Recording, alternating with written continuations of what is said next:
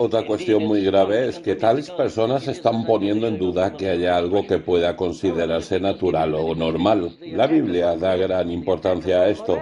Por ejemplo, en 2 de Timoteo 3:3 leemos, sin afecto natural.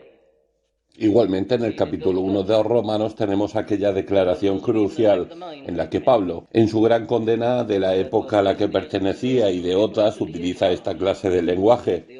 De igual modo, también los hombres, dejando el uso natural de la mujer, se encendieron en su lascivia unos con otros, cometiendo hechos vergonzosos, hombres con hombres, y recibiendo en sí mismos la retribución debida a su extravío. Versículo 27, etcétera. Y lo mismo dice, es cierto de las mujeres, pero el término que utiliza es natural. Ahora bien, hoy día eso se discute. Se nos dice que no debemos utilizar este término. Preguntan, ¿a qué te refieres cuando hablas de natural y normal? Añaden, en realidad estás hablando de lo que es natural para ti, pero si otro hombre es distinto, no es natural para él. En última instancia, no hay diferencia entre sexos y no existe tal cosa como lo natural. Y así, este comportamiento se justifica cuestionando la diferencia natural entre el hombre y la mujer, y el deseo natural que tiene una mujer de un hombre y un hombre de una mujer. Ciertamente, todo esto se está rechazando y se dice que puede ser natural que un hombre desee a un hombre y que una mujer desee a una mujer. Todos los patrones han desaparecido, porque la categoría de lo natural ya no se acepta. Y por supuesto, además de eso, las personas dicen que no existe tal cosa como el pecado, porque Dios no existe. Si no hay cánones morales universales, no hay pecado. Ciertamente, no existe el delito. Cada vez es más frecuente que en los tribunales se presenten alegatos de responsabilidad atenuada. ¿Qué significa esto? Se presenta un médico ante el tribunal y dice, este hombre ha hecho esto. Eso lo admite. Pero yo estoy aquí para decir que no podía evitar hacerlo por ser como es. Su constitución física y biológica es tal que no puede evitarlo. No solo no hay pecado, pues, sino que tampoco hay delito. Simplemente se convierte en cuestión de tratamiento médico. Todos los patrones han desaparecido y lo han hecho para siempre. Por supuesto, admito que hay casos escriturarios en los que es válido el alegato de responsabilidad atenuada, pero lo que estoy criticando es la tendencia a universalizar lo excepcional. Además, ciertamente, la justificación de la maldad adopta la forma de culto a la expresión propia. Se nos dice, tienes esas facultades, así que seguro que estabas destinado a utilizarlas. No tienes que reprimirlas o refrenarlas. ¿Por qué has sido dotada de ellas, sino para qué las posees? Empléalas, exprésate. Luego está lo de poner el amor en contraposición a la castidad. El problema antiguamente, nos dicen, era que se daba preponderancia a la castidad frente al amor. Pero el amor es lo que importa de verdad. La castidad se encuentra en un segundo plano. Mientras haya amor, no importa si el hombre ama a un hombre o a una mujer sexualmente. No debemos hablar en términos de moralidad y castidad. Nada importa salvo el amor.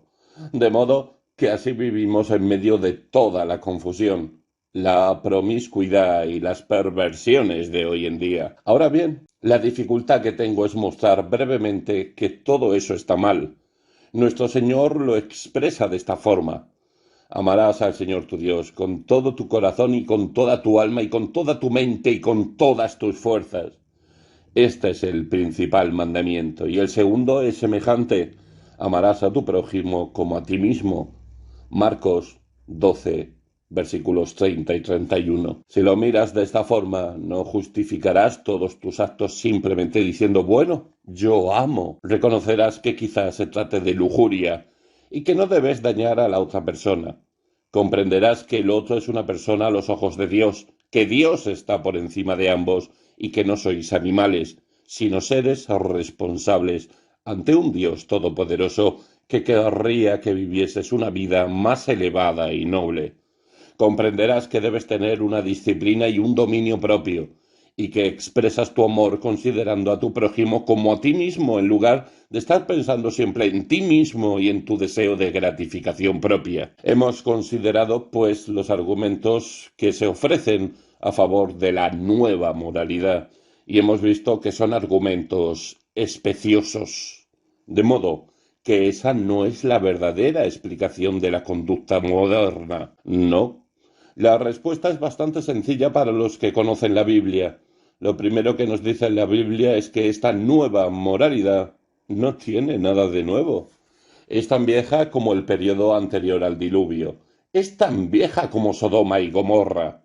De ahí es donde provienen los términos que utilizamos. Y sin embargo, las personas del siglo XX-XXI se jactan de sus grandes progresos. ¿Una nueva moralidad? Es tan vieja como el pecado. La Biblia lo sabe todo al respecto y puede decirte mucho más acerca de ella que la mayoría de estos libros modernos. Ahí está todo definido y analizado. No solo eso, y en mi opinión esto es lo más extraordinario de todo. De hecho, la Biblia profetiza que cosas de este tipo sucederán, que se producirán de forma recurrente. Por otro lado, la situación actual no tiene nada de extraordinario para los que conocen la Biblia. No me asombra lo más mínimo que, a pesar de toda su sofisticación, los hombres y las mujeres se comporten como lo hacen. La Biblia me dice que lo harán. ¿Has leído en Lucas 17 la profecía de nuestro Señor mismo con respecto a los tiempos postreros?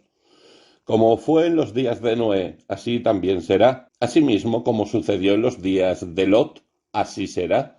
Lucas 17 del 26 al 30. Todo esto ya había sido vaticinado. Hagas lo que hagas, si eres seguidor de la supuestamente nueva moralidad, no estás haciendo nada nuevo. Tu moralidad es muy antigua.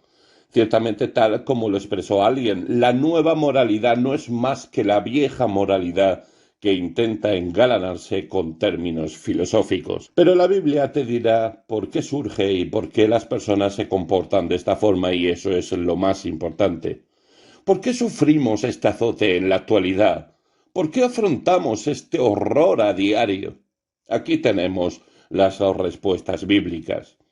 La principal explicación es que el pecado nunca puede satisfacer, nunca. Aparenta hacerlo, dice solo una vez, pero nunca nos quedamos en una vez. El pecado nunca satisface a las personas, por lo que se aburren de sus pecados habituales y desean más. Cuando han agotado todo el abanico de pecados conocidos, se inventan otros distintos y se desvían y pervierten. La perversión siempre es una prueba de la incapacidad del pecado para satisfacer. Es una especie de agotamiento. Una vez supe de un caso muy trágico de un médico que se había convertido en drogadicto. Recuerdo que le pregunté a aquel pobre hombre que había sido compañero de estudios, ¿cómo llegaste a esto? Y me dijo que su problema era que siempre había bebido mucho y que había llegado a un punto en el que la bebida parecía no afectarle, pero necesitaba experimentar algún tipo de sensación, de modo que cuando le falló la bebida empezó con las drogas. Y en este país hay miles de personas que han caído en la drogadicción solo por ese motivo. El pecado siempre empuja a las personas un poco más lejos, y cuando, por así decirlo, las formas normales de pecar no reportan satisfacción alguna, optan por lo anormal. Eso solamente es una manifestación de la incapacidad del pecado para producir una verdadera satisfacción. Pero aquí tienes una segunda razón. ¿Has advertido alguna vez la dimensión contradictoria y poco inteligente de estas perversiones? Por un lado, tenemos a los hombres y las mujeres que se jactan de sus grandes avances, de sus conocimientos, despreciando a sus antepasados de 100 o 200 años atrás, y más aún a los de 1000 o 2000 años atrás. Tenemos a la sociedad moderna en la cúspide de sus conocimientos y de su sofisticación y desarrollo. ¿De qué manera tan increíble ha dejado atrás a todas las generaciones anteriores? Las personas, se dice, son demasiado inteligentes para ser cristianas. Por un lado, tenemos esto. Pero por otro lado, consideremos el discurso de D. H. Lawrence criticando el excesivo desarrollo de una parte del cerebro, afirmando que piensan demasiado y que la forma de ser felices en este mundo es dejar de pensar y dejarse llevar. No solo eso, sino que a pesar de jactarse de todo su progreso, ¿hacia dónde se dirige la sociedad en la música y el arte? Vuelve a la jungla, a las pinturas rupestres. Estos son hechos, pero ambas cosas no pueden ser ciertas a la vez. Si la mejor música es la de los salvajes y letrados y sin educación, ¿dónde está la sofisticación? Hoy día ser sofisticado es volver a lo primitivo, a lo primigenio y elemental. Y lo mismo se puede decir de todos los demás aspectos. Esto es asombroso, porque no es inteligente. Este es el elemento contradictorio que siempre hallamos en el pecado, que cuando las personas se jactan de progresar más que nadie, en realidad están retrocediendo a los orígenes. Pero hay algo aún más profundo en todo esto. Si lo consideramos en un sentido psicológico, creo que todo esto es el resultado de una conciencia intranquila. Es el intento de las personas de cauterizar y endurecer sus conciencias. Es el miedo y la inquietud. Es inquietud. Otro factor, y creo que el más importante de todos, es que todo lo que estamos presenciando atiende en última instancia a una incapacidad para entender la verdadera naturaleza de los hombres y las mujeres, la naturaleza y el significado de la vida y su finalidad y propósito. Ahora bien, no digo todo esto como una mera crítica. Soy predicador del Evangelio y todo esto me interesa porque deseo que las personas sean salvas y libres de ello, y que reciban la verdadera felicidad en Cristo. Estoy tratando este asunto, por tanto, a fin de ayudar.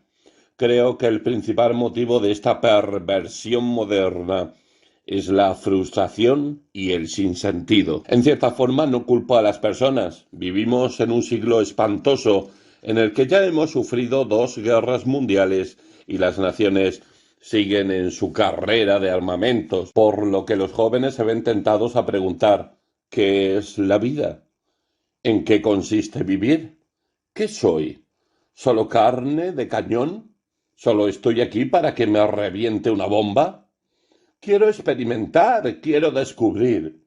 Quizá no siga aquí durante mucho tiempo y deseo sacarle el máximo partido a la vida mientras dure. Las mujeres y los hombres modernos están perdidos, no se conocen a sí mismos, no saben que son seres creados a imagen de Dios, no saben cómo utilizar su mente y su cerebro, no comprenden que son distintos de los animales, no saben que no están destinados a ser criaturas pasionales, sino instrumentos para reflejar parte de la gloria del Dios eterno mismo. Esa es la causa del problema.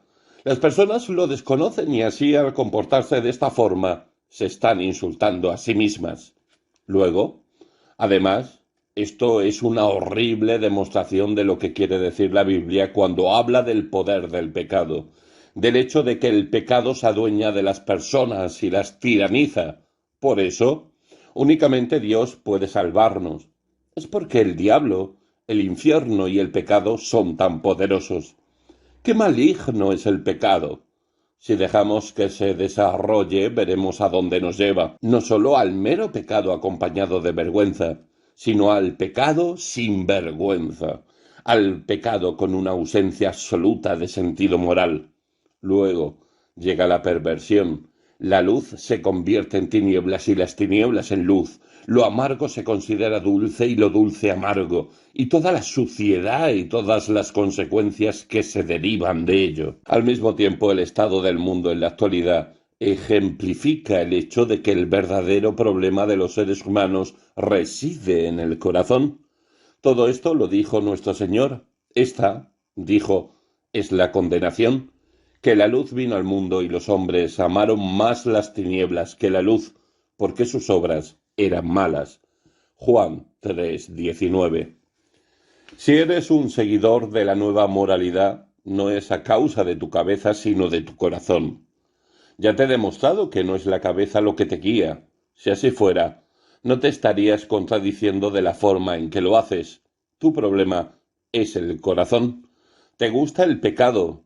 Eso es lujuria, es tener un corazón maligno. Esa es la verdadera explicación de todo. Permíteme que te haga una pregunta. ¿A dónde conduce todo esto de forma invariable? Ya hemos respondido a eso. Conduce al diluvio, a la destrucción de Sodoma y Gomorra, al saqueo de Jerusalén y a la cautividad de los hijos de Israel en Babilonia. Conduce al año 70 después de Cristo y a la dispersión de los judíos entre las naciones. Siempre lo ha hecho y siempre lo hará. Consideremos la historia secular. Hemos visto que fue esto mismo lo que ocasionó el declive y la caída del gran imperio romano. Roma cayó por su corrupción interna. La carcoma se apoderó de ella y sus ciudadanos se volvieron inmorales y pervertidos. Roma erró esencialmente, y los godos y los vándalos llegaron y la conquistaron como resultado de eso. Y eso ha sido la causa de la decadencia y caída de la mayor parte de los demás imperios desde aquel entonces. Los expertos que han escrito sobre esto afirman que las sociedades antiguas fueron perdiendo su empuje y su fortaleza a medida que su moralidad se iba relajando. Siempre sucede lo mismo. Una vez que las personas pierden la noción moral de sí mismos y de la vida, desaparece todo su empuje político y militar, así como en todos los demás aspectos. Se repanchingan en las termas, cometen fornicación y adulterio y dejan que sus imperios se vayan al traste. Nuevamente quiero recordar las solemnes palabras del Hijo de Dios. Como fue en los días de Noé, así también será. Lucas capítulo 17 versículos 26 y 27. Así es como vivían, dice, antes de la llegada del juicio final. Se casarán y darán en casamiento, comerán y beberán, comprarán y venderán. Lo hicieron antes del diluvio, lo hicieron antes de la destrucción de Sodoma y volverán a hacerlo antes de que llegue el fin. Esto es lo que hace que nuestra situación actual sea tan gravemente alarmante. Aunque el hombre moderno no cree en Dios ni cree en los patrones morales, aunque no cree en nada salvo en sí mismo y en sus propias pasiones, eso no cambia la situación en absoluto. Dios sigue estando en el cielo, sigue siendo todopoderoso y sigue siendo el juez eterno. Dios sigue adelante con su plan de dar un fin a la historia y lo hará por medio del juicio y la destrucción eterna de todo lo malo y equivocado. El diablo y todos los que le pertenecen serán echados al lago de perdición para siempre. En los postreros días, dice Pablo, vendrán tiempos peligrosos, porque habrá hombres amadores de sí mismos. Aquí los tenemos, sucede hoy en día, ávaros, vanagloriosos, soberbios, blasfemos, desobedientes a los padres. Lo vemos todos los días en los periódicos. El Nuevo Testamento es completamente actual. Ingratos, impíos, sin afecto natural, implacables, calumniadores, intemperantes, sin dominio propio, dicen, no puedo evitarlo, soy un animal. Crueles, aborrecedores de lo bueno, que se ríen de la moralidad. Segunda de Timoteo 3, del 1 al 3. Sí, sucedía en el siglo I después de Cristo. Despreciaban esa moralidad de la clase media tan mojigata, decente y ordenada. Escupían en ella, se reían de ella. Que los hombres y las mujeres sean leales al matrimonio, que crean en la familia, que tengan dominio propio. ¡Qué mojigato! ¡Qué risible! ¡Qué anacrónico! ¡Qué desfasado! Mira que seguir creyendo en esas cosas. Sí, eran aborrecedores de lo bueno, traidores, impetuosos, infatuados, amadores de los deleites más que de Dios. Segunda de Timoteo, capítulo 3, versículos 3 y 4. Estas son las condiciones que siempre han presagiado la calamidad, el desastre, el sufrimiento y la aflicción. Y te pido en el nombre de Dios que consideres estas cosas a la luz de lo que Dios ha dicho y ha hecho invariablemente en el pasado. Ahí, pues, está el diagnóstico bíblico. ¿Les queda alguna esperanza a tales personas? ¿Hay algún mensaje para el mundo en su estado actual? ¿Hay algo que podamos decir a estos nuevos moralistas? A esos que se recrean y glorían en la perversión y que ridiculizan la piedad y la moralidad. Gracias a Dios, tengo un evangelio glorioso para ellos. Como hemos visto, ya ha habido personas así en el mundo. El apóstol Pablo dice a los cristianos en Galacia, no os engañéis, Dios no puede ser burlado. Y a la iglesia en Corinto le dice que hay ciertas personas que jamás tendrán herencia en el reino de Dios. ¿Quiénes son? Hace una terrible enumeración. No erréis, ni los fornicarios, ni los idólatras, ni los adúlteros, ni los afeminados, ni los que se echan con varones, ni los borrachos, ni los maldicientes heredarán el reino de Dios. Primera de Corintios 6, 9 y 10. Están fuera. En el reino de Dios no puede entrar nada impuro, porque Dios es luz, y no hay ningunas tinieblas en él. Primera de Juan 1:5. En el cielo no hay impureza alguna. Todo lo que rodea a Dios es gloriosamente puro, limpio, saludable, amable y verdadero. Y los hombres y las mujeres que se encuentran en ese estado de impureza no heredarán el reino de Dios. ¿El problema? Pues son los corazones de las personas. ¿Se puede hacer algo por ellos? Bien, ellos mismos no pueden hacerlo porque no se puede cambiar el corazón propio. ¿Mudará el etíope su piel y el leopardo sus manchas? Jeremías capítulo 13, versículo 23. Es incapaz. No podemos otorgarnos un corazón nuevo. No podemos renovar nuestra naturaleza. Pero el mensaje de toda la Biblia es que Dios sí puede. Nuestro Señor dijo a Nicodemo, de cierto te digo, que el que no naciere de nuevo no puede ver el reino de Dios. Juan capítulo 3, versículo 3. Lo que los hombres y las mujeres necesitan es un nuevo corazón, una nueva naturaleza, una naturaleza que ame la luz y aborrezca las tinieblas. Necesitan una naturaleza que disfrute de lo que es dulce y no de lo amargo, una naturaleza que desee amar el bien y aborrecer el mal. ¿Y no es ese el problema que todos tenemos? Es nuestra naturaleza lo que anda equivocado. Estamos mal por dentro. De la abundancia del corazón habla la boca. Lucas 6:45. Mi corazón es lo que me guía y me lleva a pecar. Ahí reside todo el problema. Necesito un nuevo corazón por naturaleza, una nueva forma de ver las cosas, un nuevo deseo. ¿Cómo obtenerlo? Bien, no puedo generarlo, pero puedo clamar junto con David en el Salmo 51. Crea en mí, oh Dios, un corazón limpio y renueva un espíritu recto dentro de mí. Versículo 10. David dijo eso después de haber asesinado tras cometer adulterio. Reconoció que era impuro, que estaba sucio. Tú amas la verdad en lo íntimo. Versículo 6. Y era ahí donde estaba equivocado. Señor, haz de mí lo que no soy. Purifícame con hisopo y seré limpio. Lávame y seré más blanco que la nieve. Versículo 7. Gracias a Dios, ese sigue siendo el mensaje. No desespero de las mujeres y los hombres modernos con sus perversiones y su moralidad supuestamente nueva. El Evangelio es poder de Dios para salvación. Romanos 1:16. El apóstol Pablo predicó el Evangelio en la ciudad portuaria de Corintio, en las cloacas, en medio de la vileza y la orgía de maldad que era Corinto. Lo predicó allí, y fue el poder de Dios en las vidas de los hombres y las mujeres. Ya habéis sido lavados, ya habéis sido santificados, ya habéis sido justificados en el nombre del Señor Jesús y por el Espíritu de nuestro Dios.